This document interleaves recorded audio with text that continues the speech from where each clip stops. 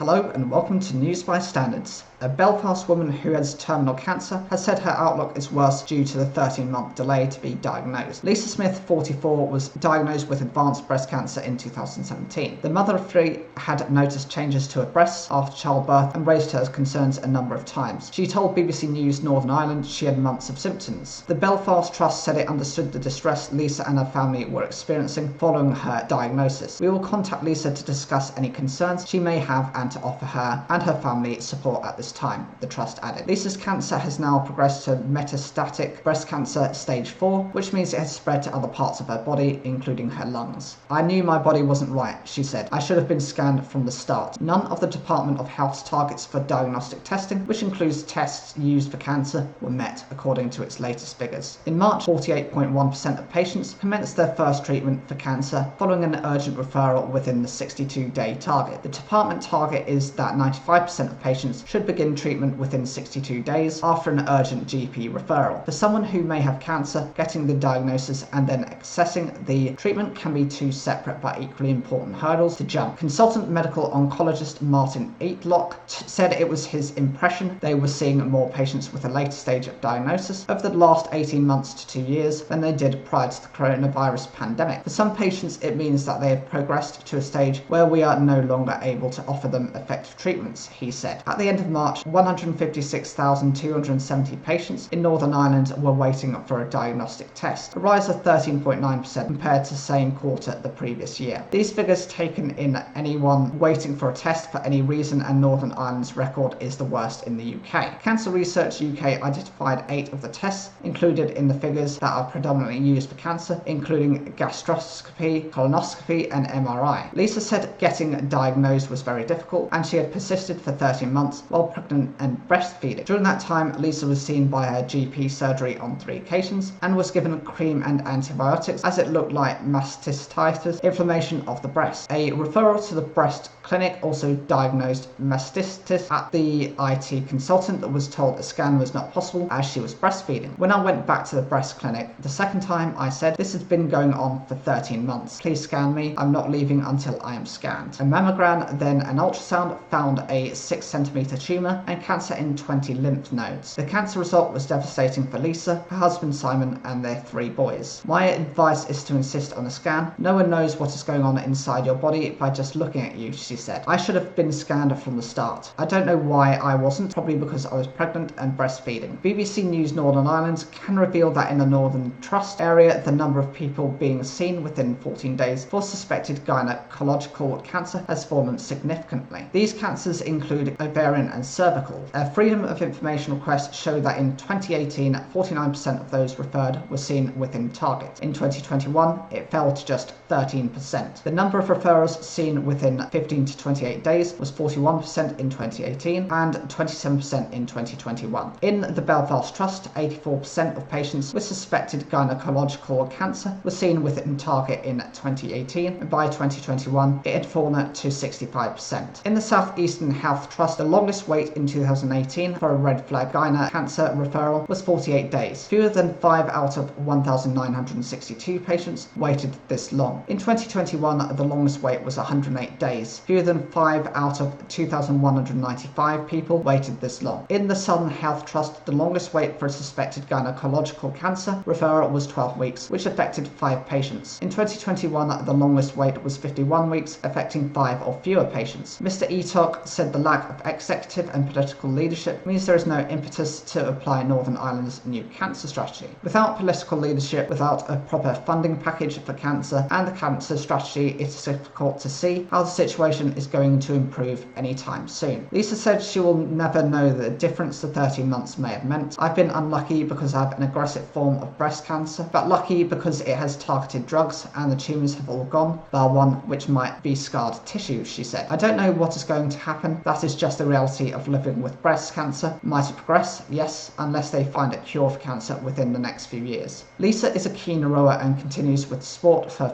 physical and mental health. She climbed the 7 highest peaks in the Mons in one day shortly after learning the cancer had spread to her lungs. Simon and Lisa have told the boys that Mummy is sick and has cancer. Lisa said it was important to talk to children about cancer and to be completely honest. Jake, who is 9, and the else know it has spread, she said. He does ask difficult questions like, are you going to die? I have to be honest and say we are all going to die sometime, but hopefully not soon. It's better that they hear it from me and Simon and not in the playground, and it's important not to catastrophize things.